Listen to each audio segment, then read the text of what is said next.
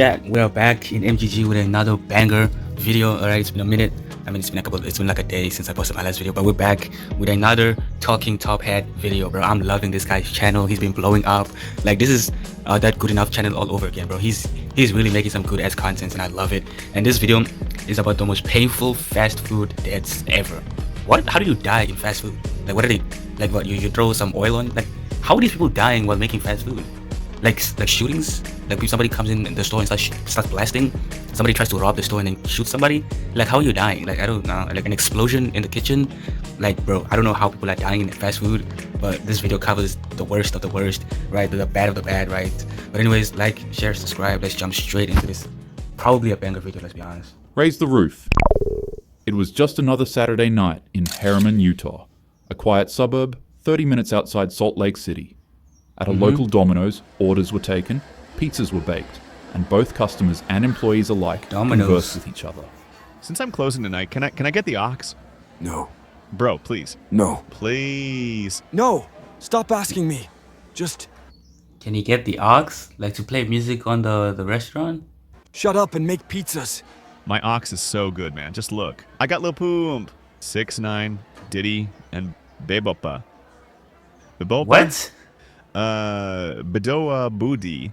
I also got Miles. I have no idea how you pronounce her name, bro. Bibaduba Dabi, some shit. Like, what does it even mean? Like, she had to pick the most fucking random ass name, bro, that nobody can pronounce. Please, dude. I want to be on ox. Shut up! Your taste sucks. That's why your girl left you. Just make the f***ing pizzas. However, amidst all the friendly banter, an SUV tangled in a 3-car accident would veer off its course and smash directly into the Domino's pizza. And as if the crash itself wasn't bad enough, it would also rupture a hidden gas line underneath the building. Within seconds, fire erupted. Bystanders watched in shock as flames consumed the vehicle. Inside, 2 people were trapped. That's when 2 courageous strangers risked their lives, pulling the driver and passenger out just minutes before the SUV was swallowed by the fire. As firefighters rushed in, trying to control the blaze, the building exploded. The blast tore apart the Domino's. The building exploded as they're trying to put out the fire, bro. And there's people still in that bitch. Sending debris flying into the night sky and causing significant damage to the businesses next door, a Jimmy John's and a Supercuts. Miraculously, no one inside the surrounding buildings was injured. Even the firefighters standing near the restaurant when it exploded managed to walk away unharmed. The Domino's, however, was reduced to rubble. What had been a neighborhood pizza joint became the epicenter of one of Harriman's most destructive accidents. The Mayo incident. I'm noticing that it's like outside things that are causing it too, because you can't really die inside. Like, something outside of the restaurant has to interfere to cause like an accident, something to die. Like, that car was completely unrelated from the Domino's. It had an accident outside the restaurant and then crashed inside and then it exploded and shit. So I don't think any of these will be like somebody, I don't know, like put the wrong ingredients into the fryer and the fryer exploded or some shit. I think it's all of them are gonna be like outside like forces that interfered with the restaurant that caused somebody to die. It was supposed to be just another quiet evening shift at a Subway near downtown Atlanta. The kind of Sunday where the streets slow down and customers trickle in for a late night sandwich. Inside, 2 young employees were working, doing their jobs, making food, and chatting with regulars. As the customers sat down to enjoy their food, the door smashed open and a very odd-looking man walked up to the counter to order a sandwich. What happened next would quickly turn everybody's night into a complete nightmare. What did he do? What seemed like an insignificant and easily resolvable issue, tensions began to rise. The disagreement, which could have ended with a simple solution, instead festered, and the customer's anger built up until it boiled over. Words turned into threats. Threats turned into physical exclamations. And before you knew it, the psychopath pulled out a weapon. In seconds, before anyone could react, fire tore through the restaurant at both of the employees.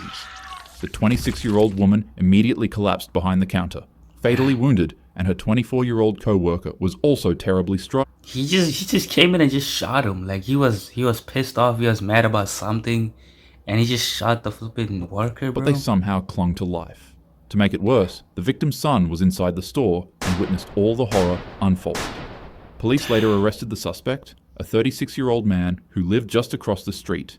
He was Fatigue. charged with multiple felonies and later booked that same night. Bro, what was his problem? He just came in like he was already like mad. Like he was just like, he just wanted to shoot somebody, like straight up. Investigators said the entire incident started simply because he thought there was too much mayo on his sandwich. That's not a Wild reason to kill somebody. It was just after 5:30 p.m. at a Buffalo Wild Wings in Burlington, Massachusetts. The dinner rush was minutes away, and employees were scrambling to prep the floor, the food, and the restaurant. That's when a simple routine cleaning would escalate into a complete catastrophe. You see, earlier that day, a worker had to mop the kitchen floor with a standard acid-based cleaner. Just a little bit later, another worker followed up with more mopping to prepare for the upcoming dinner rush. Oh no. The only issue was that he was using a chlorine bleach product. The two chemical cleaners clearly state that they should never be mixed, and the employee had What happens if they mix? just begun mopping the entire floor, entirely mixing the two. On contact, the chemicals fused into a bubbling green explosion. They created a dangerous, foaming, toxic mixture that began pumping out Oh, like, and then people just died because they inhaled the thing. Oh no. lethal gas at high doses. That was just dying. Fumes spread instantly. Employees began coughing, their eyes burning, and their lungs felt like they caught on fire. One by one, people ran for the exit, but the floor was already slick with danger. That's when the manager of the building acted fast and grabbed a squeegee. He wasn't thinking about himself, he was only thinking about his team and his customers. He ran out to the floor and began pushing the toxic sludge toward a drain, trying to contain it before more people could get injured. And then he But died trying to unfortunately, save the people. fumes overwhelmed him. His chest tightened, his lungs burned, and within moments he completely collapsed. Co-workers and bystanders tried desperately to get him outside, but the fumes were too strong. By the time they got to him, it was already too late.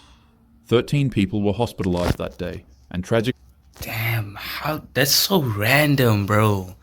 Like you just clean with the wrong things and then it just causes like a toxic fumes to kill people. Well, hospitalize them, not kill them. the only one who didn't make it out alive was the manager. Bro. Rest in peace to that manager, bro. He was trying to help you. He was trying to save his employees by removing the toxic chemicals, but then he died because of it. Like, rest in peace. Incident. McDonald's It was the incident? early hours of a Sunday morning in Is this the one Peru. where he At shoots a up the McDonald's in the McDonald's? Pueblo Libre district, the kitchen crew was wrapping up another long, grueling shift. A young 19-year-old woman and her 18-year-old boyfriend were finishing up that night. The two had plans to attend college, and they were both saving up heavily to continue their studies. Unfortunately enough, this night would ensure that they didn't ever see that dream. According to police, the 19-year-old was cleaning a soda machine when it delivered a fatal electric shock. Her body jolted violently, effectively frying her alive. Gabriel panicked. Desperate to save her, he quickly dropped and then he what also was got doing and electrocuted. rushed in to help. But the moment he touched her, the same current began surging through him too. It immediately cooked him from the inside out. By the time emergency responders arrived, So like she grabbed the vending machine, got electrocuted, and then the guy, in attempt like trying to save her, like grabbed her, and then he also got electrocuted, bro. Shit, that's fucked. both of the employees were already done for. Reports surfaced that the 19-year-old had complained about being forced to clean equipment without proper gloves or boots, while also complaining of being pushed into 12-hour shifts without adequate safety gear. Tina's burritos. Bro, that's sad, bro. Like he was trying to save her by like grabbing her, and then he also got electrocuted, bro. Like me, if I see somebody getting electrocuted, bro, I'm not touching them, because like if you touch them, you would also like, you need to grab something that's made out of wood and like use it to sort of like pry them away from the, you know, from the wire or whatever that's electrocuting them. Because if you touch them, it's gonna go into you, and then you both gonna die. It was just another night in Vernon, California, a strange industrial pocket just south of downtown Los Angeles. The kind of place with only a couple hundred residents, but sprawling with massive factories that keep the city supplied. One of those factories is Tina's Burritos, a plant that's been churning out frozen burritos for over 40 years, producing nearly 1 million burritos per day. But on this night, the factory floor turned into the scene of a nightmare. At around 9 p.m., a 19-year-old custodian was tasked with tending to the plant's massive meat grinder. The contraption was full with burrito. Oh no, we already know what's gonna happen, bro. We already know, bro. He's gonna fall in and get turned into minced meats, bro. Oh my god. Meat and was waiting to be cleaned. And so, as expected to by his job, he began climbing into the inside of the machine to clean it. In this case, the burrito meat grinding machine was Wait, he has to climb inside of the machine to clean it. Just turn it off, like make sure it's not off. locked, nor was it secure. It's still unclear as to whether an item fell and caused the machine to turn on, or if an employee decided to try to make another batch of burrito meat. No, bruh. But, unfortunately, while the 19-year-old was inside of the machine cleaning out the meat, he would hear the industrial mechanism slowly power up and lock into place. The man panicked and shouted for the machine to be turned off, but his cries fell on deaf ears. The machine began grinding the man into burrito meat. No! His screams echoed across the factory, finally grasping the attention of workers who then rushed to stop the machine. Nah, But by the time it finally shut down, there was Nah, bro. That's fucked, bro. Like this, nah, bro. This is why I don't want blue collar jobs, bro. Like, just put me in an office and I'm done. Like, nothing simple. anyone could do. Paramedics and firefighters arrived, but the scene was already unspeakable. The young man's body was in the process of becoming paste. It was gone in a way too horrific to fully describe. Fuck. The plant shut down immediately. OSHA investigators arrived, and like similar tragedies before, first responders were faced with the grim task of recovering what was left of his body. Oh man, they had to like scoop him up and like put him in a bag. That's just cremate the rest, bro. Don't even try to The process nearly took an hour for them to complete. Life wasn't always like this. There was a time where we didn't have a Whataburger or McDonald's, but rather just nuts, berries, and whatever else we could find to eat. And we also died back then, getting hunted down by lions and shit, trying to hunt for berries. That day. Nowadays, you have access to places like these for a quick meal if you're in a rush. Yeah. Fast food is extremely unhealthy, and you should never make it a habit to eat it. But if you do find yourself at one of the stores, have patience with the employees. It's a grueling industry to work in. With no... Yeah, you don't know what they're going through, bro. You don't know what they be going through back there, bro.